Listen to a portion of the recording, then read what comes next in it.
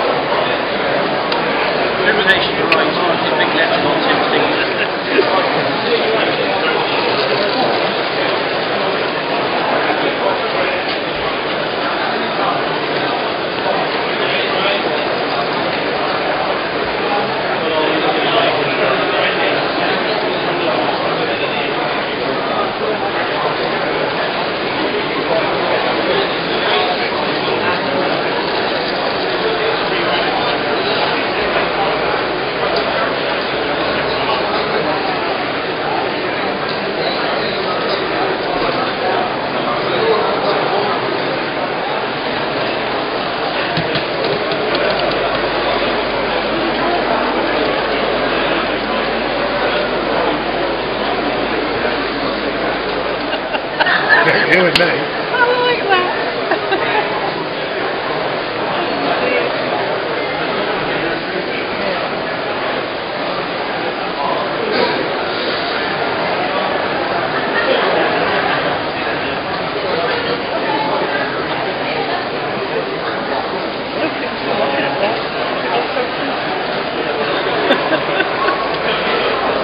Shall I show you what I took pictures of?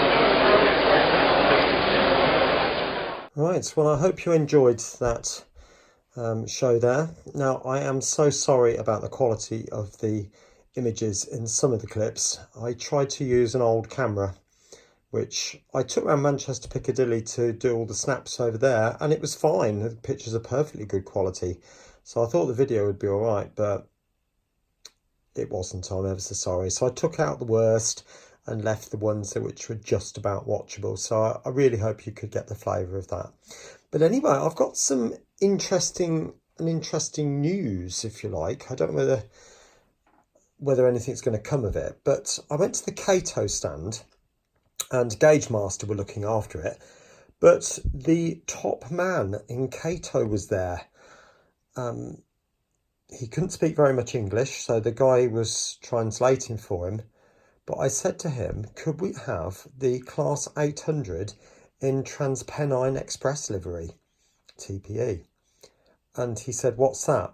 And I showed him a picture, and he took a picture of my phone. Took a picture of the picture, if you like.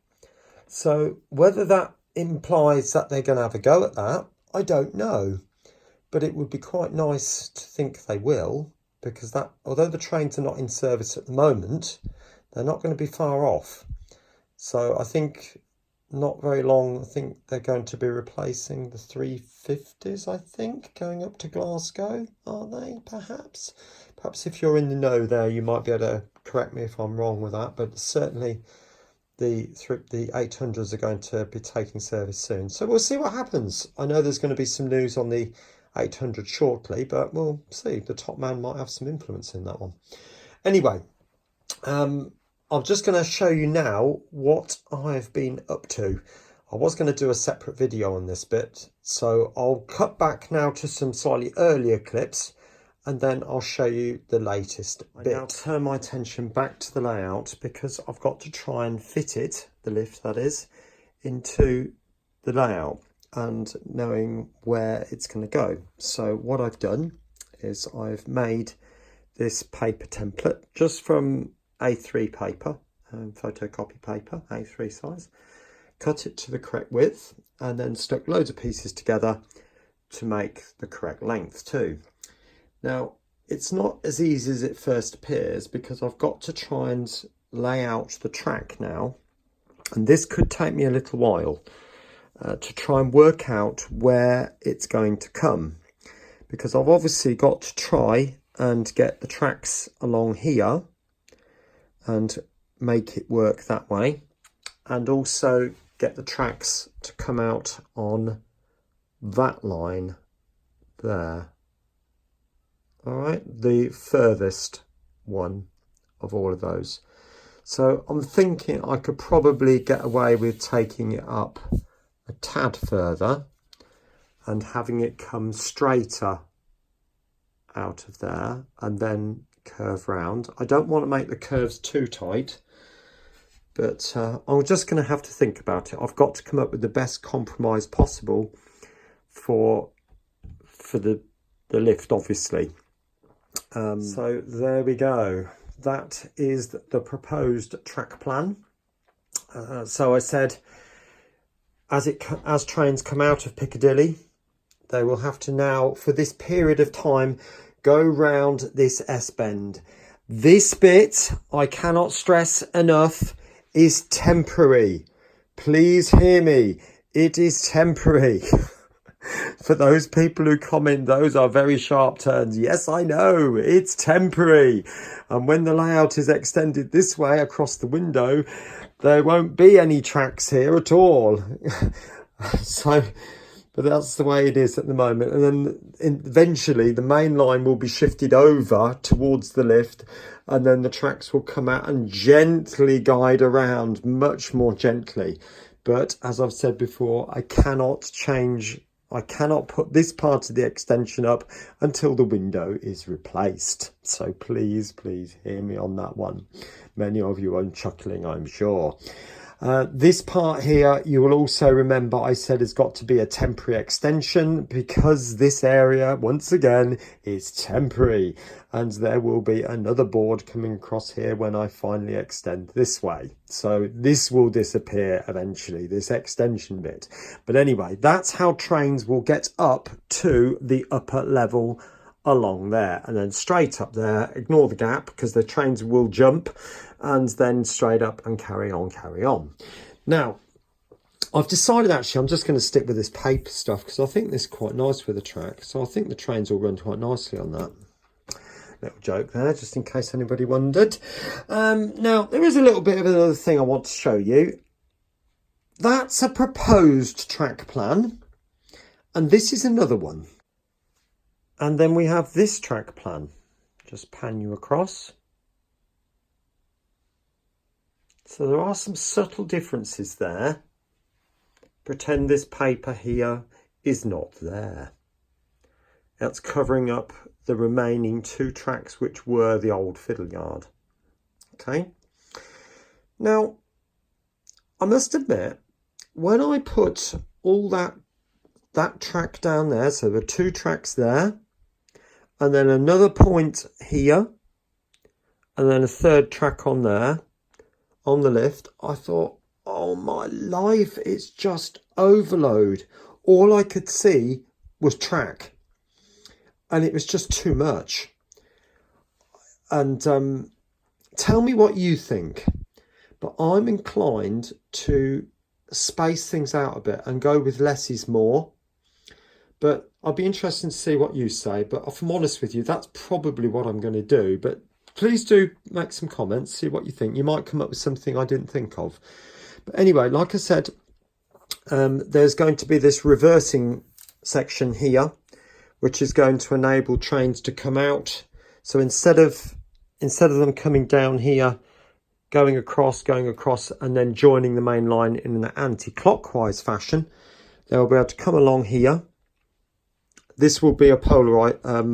This will have a switchable polarity, this section. So that's why it has to be long enough to fit the whole train in, because obviously I can't have part of it over the other side. It will short the whole layout. So that will then join up with that track on the main line, and it will be an awful lot smoother than that. It will be a slightly more gentle curve. As you can appreciate, I've just cut these out from straight pieces of track and just photocopied them, so it's, you know, it's doing the job, but it will be an awful lot smoother. And not only that, the lift will be centered. I might even try and see if I can space these tracks a tad wider, but even if they're at that distance, it's not a problem, provided I center this lift, which I'll do. And I need to do this before I cut this out, because obviously if I get this in the wrong place and the tracks don't work, then I am in trouble. But yeah, that's where I am at the moment, and I just think it would be an awful lot better. Then I can bank this, have an embankment coming down with a grassy bank, and treat this section like carriage sidings, if you like. Now, I was thinking of having a flip down section, but my thoughts are now going towards a large carriage shed. I know it would be very long, but some of them are. And what I'm thinking of is have doors at both ends and have some kind of mechanism. So as this lift goes down, there would be like a bit sticking up the top, which would allow the doors to shut. So, and I would put weights on them so that a train couldn't get through. But then when the lift comes back up, the mechanism would then open the doors and allow the trains to come back in or back out. I am also thinking of the sensor idea, which somebody mentioned. I'm really sorry, I can't remember your name. So if you want to remind me, please do. Talking about having an infrared sensor across the end points of the ramp of the lift, which I think is a very good idea. And if it's relatively cheap, I'll do it. If it's expensive and costs hundreds of pounds, then I'll have to think again, because obviously I wouldn't be able to afford that. But yeah, anyway, I'm going to close this video down now. So I hope you've enjoyed the show from what I've showed you, and please do make some comments about these proposals, and I would be very interested to hear what you've got to say. All right, I am thinking of starting the cutout maybe tomorrow. We'll see. Depending on what comments come in. If there's anybody stops me in my tracks and makes me think hard, then it might not get done till next week. But that's my current time plan. All right, thanks very much. I'll speak to you soon. Bye for now. I hope you've enjoyed this video, and if you have, please do like, subscribe, and share. Not forgetting to click on that little bell to get regular notifications of any videos I upload. Some other videos are appearing on the screen right now, which also might take your interest. Thanks once again, and bye for now.